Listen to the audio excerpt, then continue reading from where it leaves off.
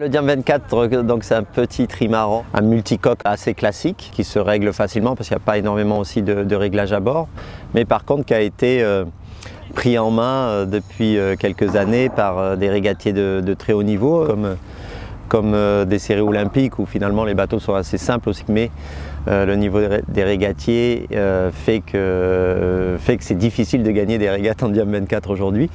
Mais tant mieux, ça veut dire qu'il y a des vraies références lorsqu'on navigue en Diam 24 autour de soi et les erreurs elles se payent cash et la victoire est très jolie parce que évidemment pas simple à obtenir. Comme c'est un bateau accessible et financièrement aussi assez accessible, il y a eu beaucoup de jeunes déjà qui ont navigué sur ces bateaux-là avec un objectif le Tour de France à la voile. Et donc c'est une vraie école, et c'est déjà le cas, une vraie école pour les jeunes talentueux. Et forcément, s'ils ont une ambition au-delà du Diam, ont acquis avec le Diam de l'expérience. C'est un bateau un peu intermédiaire entre des bateaux de régate pure comme les Formule 18, des petits catamarans de course et des bateaux de large. Donc c'est entre les deux.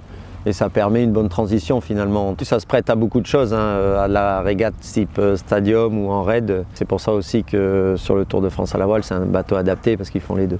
Non, le Diam, c'est un multicoque facile d'accès. C'est pas un multicoque encore trop extrême, et donc c'est vrai que quelqu'un qui a fait que du monocoque qui passe sur le Diam va pas être complètement dépaysé. Bien au contraire, c'est forcément un peu plus plaisant qu'un monocoque parce que ça va vite, ça accélère. Les changements dans les régates aussi tactiques, les changements peuvent être très francs. On peut avoir de très gros gains ou des très grosses pertes. Et ça, pour un régatier, c'est plutôt plaisant que la régate elle soit jamais terminée, que ça soit très ouvert jusqu'au bout. Il ne faut pas avoir peur évidemment parce que c'est un multicoque.